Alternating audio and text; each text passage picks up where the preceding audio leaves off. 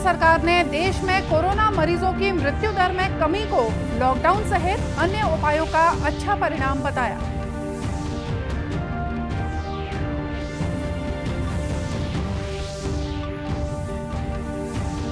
भिलाई में कोरोना का एक और मरीज मिलने से प्रदेश में सक्रिय मरीजों की संख्या हुई 23। सभी का एम्स में चल रहा है इलाज।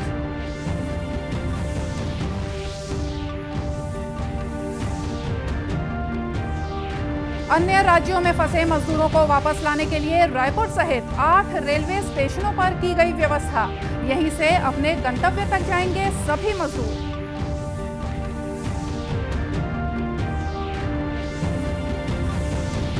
और प्रदेश में लॉकडाउन के दौरान ही भिलाई के NSPCL संयंत्र की तीनों इकाइयों में निर्बाध जारी है बिजली उत्पादन।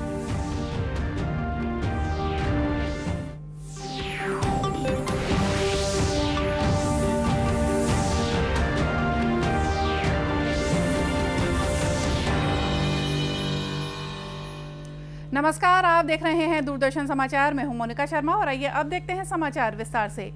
केंद्र सरकार ने देश में कोरोना मरीजों की मृत्यु दर में कमी आने और रोगियों के स्वस्थ होने की दर में बढ़ोतरी को लॉकडाउन सहित अन्य उपायों का अच्छा परिणाम बताया है। ये बात केंद्रीय मंत्रियों के समूह की नई दिल्ली में हुई एक उच्च स्तरीय बैठक में कही गई।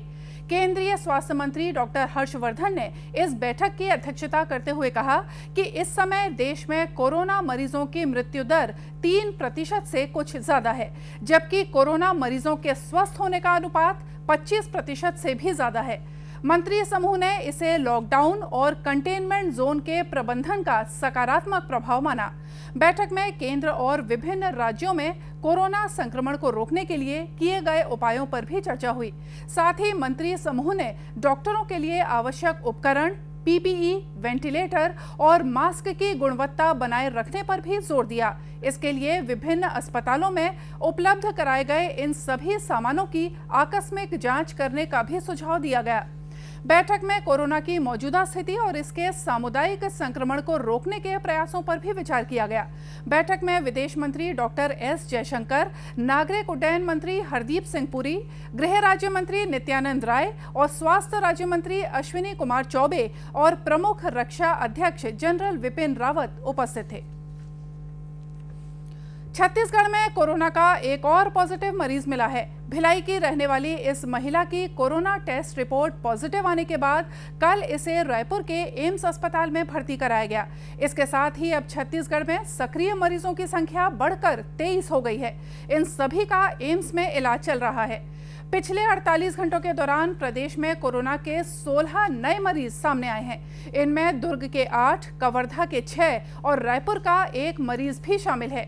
इस बीच मुख्यमंत्री ने प्रदेश के गृह मंत्री ताम्रध्वज साहू के सुझाव पर सहमति प्रदान करते हुए मई महीने के दौरान सभी शनिवार और रविवार को पूरे प्रदेश में लॉकडाउन रखने की घोषणा की है। गौरतलब है कि गृह मंत्री ने प्रदेश में कोरोना के फैलाव को रोकने के लिए यह सुझाव दिया था कि इस पूरे महीने के दौरान सभी शनिवार और रविवार के दिन लॉकडाउन को कड़ाई से लागू किया जाए। हालांकि इस दौरान किराना, दूध, सब्जी और दवा दुकानों सहित अन्य आवश्यक सेवाओं को चालू रखा जाएगा। प्रदेश में लॉकडाउन के कारण अन्य राज्यों में फंसे छत्तीसगढ़ के मजदूरों को वापस लाने की तैयारियां शुरू कर दी गई हैं। प्रदेश के सभी मजदूरों को वापस लाने के लिए राज्य सरकार ने 8 स्टेशनों को चुना है। प्रदेश के इन स्टेशनों पर ही अन्य राज्यों से आने वाले छत्तीसगढ़ के मजदूरों को उतारा जाएगा। इनमें रायपुर के अलावा बिलासपुर, दुर्ग, राजनांदगांव, चांपा, भाटापारा, जगदलपुर और विश्रामपुर शामिल हैं।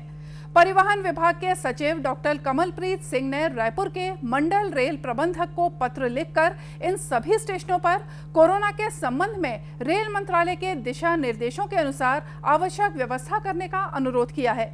इन स्टेशनों पर उतरने वाले सभी मजदूरों का फौरन स्वास्थ्य परीक्षण किया जाएगा। साथ ही उन्हें उनके गृह नगर तक पहुंचाने के लिए सुरक्षित तरीके से बस की व्यवस्था भी की जाएगी। अपने गंतव्य पर पहुंचने के बाद सभी मजदूरों को वहां क्वारंटाइन में रखने का इंतजाम किया जाएगा। परिवहन सचिव ने इसके लिए संबंधित जिला कलेक्टरों को भी पत्र लिखा है।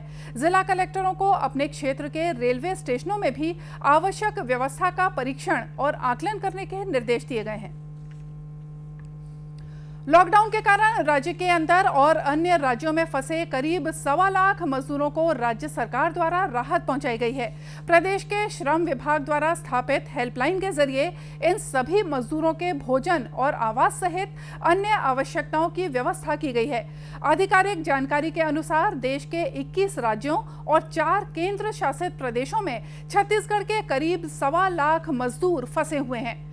श्रम विभाग के अधिकारियों ने इनमें से करीब 26,000 मजदूरों के नियोजकों और प्रबंधकों से बातचीत कर उन्हें 31 करोड़ रुपए के बकाये वेतन का भुगतान कराया है। इसके साथ ही लॉकडाउन के दूसरे चरण में 21 अप्रैल से औद्योगिक गतिविधियां शुरू होने के बाद करीब 82,000 मजदूरों को दोबारा रोजगार उपलब्ध कराया गया है।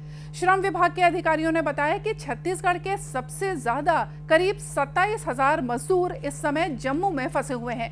इसी तरह महाराष्ट्र में करीब 25,000, उत्तर प्रदेश में लगभग 15,000 और तेलंगाना में करीब 18,000 मजदूर फंसे हुए हैं। वहीं अन्य राज्यों में रुके हुए मजदूरों की संख्या 1 से 10,000 के बीच है। इनमें से करीब 17,000 मजदूरों के खातों में तत्काल राहत के तौर पर करीब 86 लाख रुपए जमा कराए गए हैं। श्रम विभाग के सचिव और नोडल अधिकारी सोनमणि बोरा ने अन्य राज्यों में फंसे छत्तीसगढ़ के मजदूरों की बुनियादी व्यवस्था के साथ ही उनके स्वास्थ्य परीक्षण और अन्य आवश्यकताओं की पूर्ति के लिए भी संबंधित राज्यों के अधिकारियों से चर्चा की है, ताकि छत्तीसगढ़ के मजदूरों को उनकी घर वापसी होने तक वहां किसी भी तरह की कोई भी तकलीफ न होने पाए। इस संदेश के बाद फिर से स्वागत है आप सभी का दूरदर्शन समाचार में। इंजीनियरिंग में प्रवेश के लिए जेईई मुख्य परीक्षा 18 से 23 जुलाई तक आयोजित की जाएगी। वहीं मेडिकल के लिए राष्ट्रीय पात्रता और प्रवेश परीक्षा नीट 26 जुलाई को होगी। ये घोषणा केंद्रीय मानव संसाधन विकास मंत्री रमेश पोखरियाल निशंक ने देश भर के छात्रों से बातचीत के बाद की। एक वेबिनार के माध्यम से विद्यार्थियों से बात करते हुए केंद्रीय मंत्री ने कहा कि जेईई एडवांस की परीक्षा अगस्त में होगी। मानव संसाधन विकास मंत्री रमेश पोखरियाल निशंक ने मंगलवार को वेबिनार के माध्यम से देश भर के छात्रों से संवाद किया और उनकी समस्याएं सुनी। विभिन्न प्रवेश परीक्षाओं से जुड़ी छात्रों की चिंताओं का समाधान करते हुए मानव संसाधन विकास मंत्री ने कई अहम ऐलान किए। उन्होंने ऐलान किया कि मेडिकल कॉलेजों के एमबीबीएस कोर्सेज में दाखिले के लिए आयोजित होने वाली नीट परीक्षा अब 26 जुलाई को होगी। पहले ये परीक्षा 3 मई को होनी थी, जिसे लॉकडाउन के चलते टाल दिया गया था। इसके अलावा इंजीनियरिंग कॉलेजों में दाखिले के लिए जेईई मुख्य परीक्षा अब 18 से 23 जुलाई के बीच होगी, जबकि जेईई एडवांस परीक्षा जो पहले 17 मई को होनी थी वो अब अगस्त महीने में होगी। हमने तय किया है कि 19 जुलाई 2020 से 23 जुलाई 2020 तक ये जेईई की परीक्षाएं होंगी। 16,84,000 छात्र इस समय नीट की परीक्षा में बैठ रहे हैं। 26 जुलाई को नीट की जो परीक्षा होगी उसके लिए मैं आपको शुभकामनाएं। मानव संसाधन विकास मंत्री ने कहा कि सीबीएसई की 10वीं और 12वीं बोर्ड की बची हुई परीक्षाओं की तिथियों की घोषणा 1-2 दिन में की जाएगी। उन्होंने कहा कि सीबीएसई केवल 29 मूल विषयों की ही परीक्षा लेगा, वैकल्पिक विषयों की परीक्षा नहीं ली जाएगी। उन्होंने साथ ही कहा कि विश्वविद्यालयों में परीक्षाएं 1 जुलाई से होंगी, जबकि 1 अगस्त से नया सत्र शुरू होगा। जल्दी से आज या कल में हम कोई निर्णय लेने वाले हैं कि आपकी सीबीएसई बोर्ड की 30 तारीख में परीक्षा होगी। 83 पेपर रह गए, 83, लेकिन ये सब वैकल्पिक हैं। केवल 29 जो मूल विषयों के, वो मूल कौन कौन से विषय हैं उनको आप उस साइट से देख लीजिए और उन्हीं की आप तैयारी करिए। रमेश पोखरियाल निशंक ने कहा कि आईआईटी और एनआईटी संस्थानों से इस साल फीस न बढ़ाने को कहा गया है। उन्होंने साथ ही कहा कि सीबीएसई और एनसीईआरटी की किताबें सभी राज्यों को उपलब्ध करा दी गई हैं, ताकि छात्रों को दिक्कतों का सामना न करना पड़े। लॉकडाउन की वजह से विभिन्न राज्यों में फंसे छात्रों के बारे में उन्होंने कहा कि 80% से अधिक छात्र अपने घर चुके हैं। जो बचे हुए हैं उन्हें उनके घर पहुंचाने की व्यवस्था की जा रही है।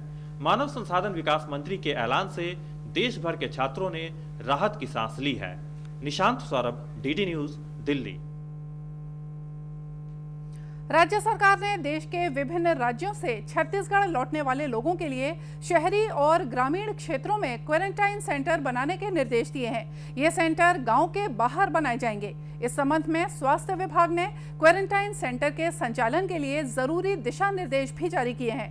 गौरतलब है कि विभिन्न राज्यों के आग्रह पर केंद्र सरकार ने अलग अलग राज्यों में फंसे हुए मजदूरों और यात्रियों की घर वापसी के लिए विशेष ट्रेन चलाने की अनुमति दी है। इस वजह से बड़ी संख्या में लोग अपने अपने गृह नगर लौट रहे हैं। इतनी बड़ी तादाद में लोगों के आने जाने के कारण कोरोना संक्रमण के खतरे को देखते हुए स्वास्थ्य विभाग द्वारा सभी प्रवासियों को घर वापसी के बाद तुरंत क्वारंटाइन सेंटर में रखने को कहा गया है। यहाँ रहने वाले प्रवासी मजदूरों और अन्य लोगों को सेंटर से बाहर जाने की कोई अनुमति नहीं होगी। इसके लिए सेंटर के चारों ओर घेराबंदी की जाएगी। क्वारंटाइन सेंटर में रहने वाले सभी व्यक्तियों का स्वास्थ्य परीक्षण कराया जाएगा और इनमें से किसी के भी कोरोना पॉजिटिव पाए जाने पर उसे फौरन इलाज के लिए भेजा जाएगा। क्वारंटाइन में रहने वाले सभी लोगों को स्नान और शौच के लिए अलग से व्यवस्था की जाएगी ताकि संक्रमण की आशंका को खत्म किया जा सके। स्वास्थ्य विभाग के सचिव ने अपने परिपत्र में कहा है कि क्वारंटाइन सेंटर में रहने वाले लोगों को भोजन परोसने के बाद उनके द्वारा उपयोग किए गए जाने वाली सभी सामग्री को तत्काल सुरक्षित ढंग से नष्ट किया जाना चाहिए। ग्रामीण क्षेत्रों में संचालित क्वारंटाइन सेंटरों की व्यवस्था के लिए आंगनबाड़ी कार्यकर्ताओं की मदद ली जाएगी और साथ ही स्थानीय पुलिस और राजस्व अधिकारी वहां सभी व्यवस्थाओं की निगरानी रखेंगे। छत्तीसगढ़ के पुलिस महानिदेशक डीएम अवस्थी ने कहा है कि प्रदेश में विकास और रोजगार के प्रयासों से नक्सल समस्या को जल्द खत्म किया जा सकता है। श्री अवस्थी ने बताया कि कुछ महीनों के दौरान छत्तीसगढ़ पुलिस ने नक्सलियों के प्रभाव वाले बहुत बड़े इलाके पर अपना कब्जा जमाने में सफलता हासिल की है। उन्होंने कहा कि बस्तर के ग्रामीण भी अब नक्सली हिंसा से तंग आ चुके हैं और वे विकास की मुख्य धारा से जुड़ना चाहते हैं। जो प्राथमिकता है छत्तीसगढ़ की कि ये नक्सलवाद से राज्य मुक्त हो। हमारा राज्य बहुत अच्छा है, इसमें संसाधन हैं, खनिज हैं, जंगल हैं और एक नक्सलवाद की गंभीर समस्या होने से ये हमेशा विकास में रुक जाता है। बहुत सारी चीज़ें उसके लिए रह जाती हैं। वो बस्तर का इलाका है जिसमें काफ़ी लोग विकास और बेरोजगारी या कुपोषण इससे जूझ रहे हैं। अभी आपने देखा होगा कि हमारी सरकार ने कुपोषण के लिए और मुख्यमंत्री जी ने और भी कई योजनाएं चालू की हैं। लगातार बोलते हैं कि रोज़गार मिलना चाहिए गांव वालों को और ये बात सही है। यदि गांव वाले को जो गांव में उधर हैं उन्हें रोज़गार कुछ भी मिल जाएगा तो बंदूक वो छोड़ देंगे। माओवाद से लोग तंग आ गए हैं, लेकिन फिर भी बड़े इलाके पे पुलिस ने काफ़ी अभियान चलाकर एक कब्जा किया है और कुछ इलाका है ज़रूर जो कोर एरिया है उसमें अभी माओवादियों की है उपस्थिति, जो कि निर्णायक लड़ाई के दौरान उसको भी समाप्त किया जाएगा समय पर। श्री अवस्थी ने कहा कि पुलिस कर्मचारियों का हौसला बढ़ाने के लिए ड्यूटी के दौरान बेहतर सुविधाएं देने के साथ ही उनके लिए अच्छी सुविधा वाले घर भी बनाने की जरूरत है। उन्होंने बताया कि छत्तीसगढ़ पुलिस हाउसिंग कॉरपोरेशन द्वारा राजधानी रायपुर सहित अन्य स्थानों पर अब तक करीब 10,000 मकान बनाए जा चुके हैं। श्री अवस्थी ने कहा कि पुलिस हाउसिंग कॉरपोरेशन के प्रबंध संचालक के रूप में उन्होंने इन मकानों में बेहतर से बेहतर सुविधाएं उपलब्ध कराने का प्रयास किया है। हमने सरकार से आग्रह किया कि मकान पुलिस कर्मियों के लिए काफ़ी कम हैं और बड़ी जर्जर हालत में है, तो 10,000 मकान उस समय मेरे कार्यकाल के दौरान राज्य में बने और हमने कोशिश की कि उन मकानों को नया लुक दिया जाए। जो पुराना पुलिस लाइन का जो ढर्रा था, जिस तरह से मकान बना करते थे, आपने भी देखें और सभी ने देखें, उसमें एक नया स्वरूप दिया गया। उनको फ्लैट सिस्टम में लाया गया, नीचे पार्किंग रख के और गार्डन का एक लुक दिया गया। मैंने ये पाया, ये जो सोच थी कि इसमें कर्मचारियों को यदि हम मॉडर्न लुक्स में अच्छे जगह रखेंगे तो उनके काम में भी सुधार होगा और ये बात सही है। जितने भी मकान इस प्रकार के नए बने और जिसमें जो लोग रह रहे हैं उनके बच्चों को पढ़ाई में अच्छा फ़र्क पड़ा, उन कर्मचारियों के काम करने की शैली में फ़र्क पड़ा, उनके परिवारों को अच्छा लगा और बड़े अच्छे से रह रहे हैं। श्री अवस्थी ने कहा कि पुलिस का मनोबल बढ़ाने के लिए उन्हें एक बेहतर वातावरण उपलब्ध कराना जरूरी है, तभी वे अपनी पूरी क्षमता के साथ देश और समाज की सुरक्षा के लिए काम कर सकते हैं। प्रदेश के लॉकडाउन के बावजूद बिजली उत्पादन का कार्य निर्बाध गति से चल रहा है। राष्ट्रीय ताप विद्युत निगम एनटीपीसी और भारतीय इस्पात प्राधिकरण सेल की संयुक्त इकाई एनएसपीसीएल के भिलाई संयंत्र में निर्धारित क्षमता के अनुसार बिजली उत्पादन किया जा रहा है। इस संयंत्र में 250 मेगावाट की 3 इकाइयां हैं। इसके अलावा भिलाई इस्पात संयंत्र के परिसर में भी 74 मेगावाट का एक बिजली संयंत्र स्थापित है। लॉकडाउन के बावजूद इस संयंत्र के कामकाज में कोई कमी नहीं आई है। साथ ही यह संयंत्र राज्य में आर्थिक गतिविधियों के सुचारू संचालन में भी मददगार साबित हो रहा है। संयंत्र के सभी तकनीकी कर्मचारी 24 घंटे बिजली आपूर्ति के लिए लगातार काम कर रहे हैं। संयंत्र के महाप्रबंधक वीएन राजन ने बताया कि यहां सभी पावर स्टेशन अपनी पूरी क्षमता के साथ बिजली उत्पादन कर रहे हैं। कोरोना संक्रमण को देखते हुए तकनीकी विशेषज्ञों को घर से काम करने की छूट भी दी गई है। वहीं वरिष्ठ अधिकारियों के साथ वीडियो कॉन्फ्रेंसिंग के जरिए संयंत्र के कामकाज की समीक्षा भी नियमित रूप से की जा रही है।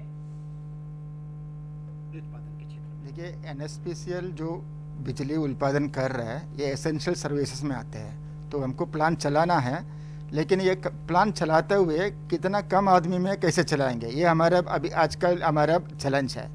तो हम लोग उसमें क्या किया, बहुत लोगों को हम वर्क फ्रॉम होम गया है। बहुत सारा काम जो मैन्युअली फाइल जा रहे थे पहले, उसको हम डिजिटलाइज का ऑलरेडी कर चुका है। और जितना भी है हमारा रिव्यू मीटिंग्स हैं, हम पूरा मीटिंग अभी वीडियो में ही कर रहे हैं। कोई पर्सनली मिलने के लिए नहीं जा रहे हैं, हम लोग डायरेक्टली ऑनलाइन में ही सब काम करा रहे हैं। और हमारा जो पावर है ये इधर में PP2 है जो सेल से पहले भिलाई स्टील प्लांट के लिए पूरा पावर जा रहा है। उसको छोड़ के मेरे पास PP3 है 2 × 250 मेगावाट 500 मेगावाट का पावर है। ये BSP के लिए जा रहे हैं, छत्तीसगढ़ के लिए जा रहे हैं, बाकी स्टेट के लिए भी जा रहे हैं। तो जितना उनको पावर चाहिए वो हम पहुंचा रहे हैं। श्री राजन ने बताया कि संयंत्र में कामकाज के दौरान आपसी दूरी सहित अन्य दिशा निर्देशों का पालन भी किया जा रहा है। संयंत्र के नियमित कामकाज के साथ ही प्रबंधन द्वारा आसपास के क्षेत्रों में प्रवासी कामगारों और जरूरतमंद लोगों को राशन और चिकित्सा सहायता भी उपलब्ध कराई जा रही है। बस्तर में कोरोना की रोकथाम के प्रयासों में अब एनसीसी कैडेट भी प्रशासन के साथ मोर्चा संभाल रहे हैं। एनसीसी कैडेटों को इस अभियान में शामिल करने से पहले जिला मुख्यालय बस्तर में सभी कैडेटों का स्वास्थ्य परीक्षण कराया गया। इसके बाद उन्हें अलग अलग जिम्मेदारी भी सौंपी गई। इसी कड़ी में गर्ल्स बटालियन की एनसीसी कैडेटों ने जगदलपुर में एक जागरूकता रैली निकाली। इस मौके पर एनसीसी कैडेटों ने आम लोगों को कोरोना संक्रमण से बचाव के उपायों की जानकारी दी।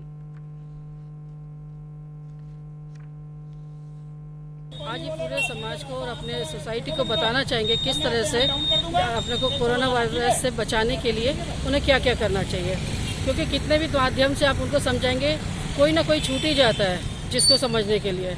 इसलिए उन्होंने एक एनसीसी का भी ऐसा माध्यम दिया है कि जिसके द्वारा वो लोग सभी जगह जाकर के रोड मार्च करके आसपास के लोगों को अवेयर कराएं कि घर में ही रहें, 20 मिनट तक हाथ धोएं, बड़ों की सेफ्टी का ज़्यादा ध्यान, बड़े और बच्चों की सेफ्टी का ज़्यादा ध्यान रखें और घर से बाहर जरूरत के बगैर ना निकलें। बिल्कुल जरूरत हो तो ही वो लोग बाहर निकलें। रैली में शामिल कैडेटों ने लोगों से अपनी सुरक्षा के लिए घर पर ही रहने और आपसी दूरी बनाए रखने का आग्रह किया। प्रदेश में लॉकडाउन के बावजूद खेती किसानी का काम सामान्य ढंग से चल रहा है। इस वजह से जहां एक और बहुत से ग्रामीणों के लिए रोजगार की समस्या दूर हो गई है, वहीं किसान भी आगामी खरीफ फसल की तैयारी में जुट गए हैं। इसी कड़ी में धमतरी जिले में भी बहुत से किसान फसल कटाई सहित अन्य कार्यों को संचालित कर रहे हैं। इस काम में स्थानीय खेतीहर मजदूरों को भी पर्याप्त संख्या में रोजगार मिल रहा है। इस तरह उनकी आर्थिक जरूरतें भी पूरी हो रही हैं।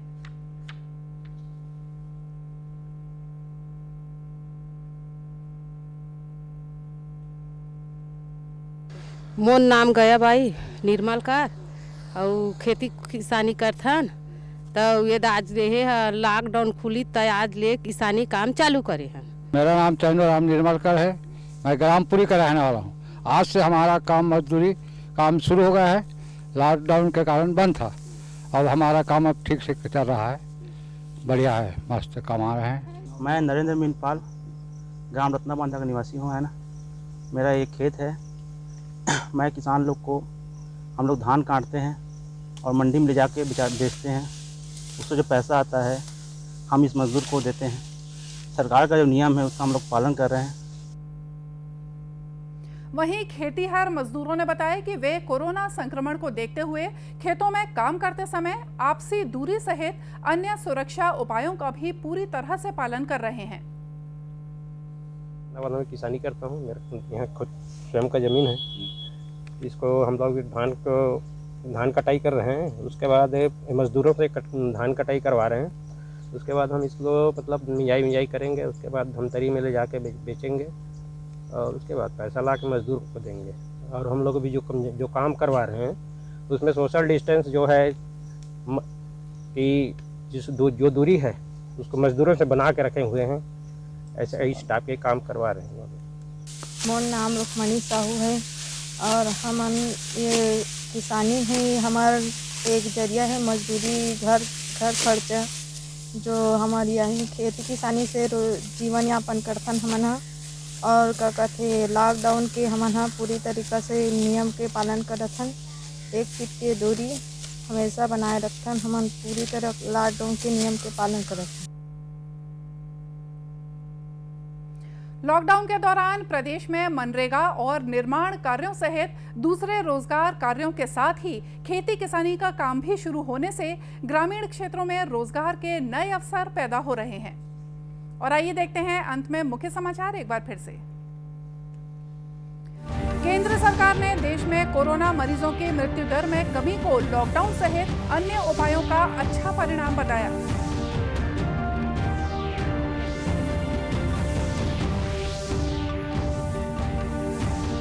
भिलाई में कोरोना का एक और मरीज मिलने से प्रदेश में सक्रिय मरीजों की संख्या हुई 23। सभी का एम्स में चल रहा है इलाज।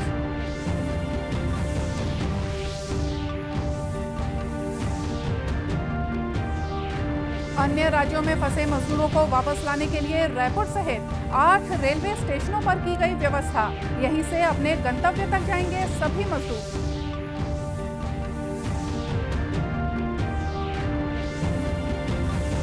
और प्रदेश में लॉकडाउन के दौरान भी भिलाई के NSPCL संयंत्र की तीनों इकाइयों में निर्बाध जारी है बिजली उत्पादन। और इसी के साथ ये समाचार बुलेटिन यहीं समाप्त हुआ। नमस्कार।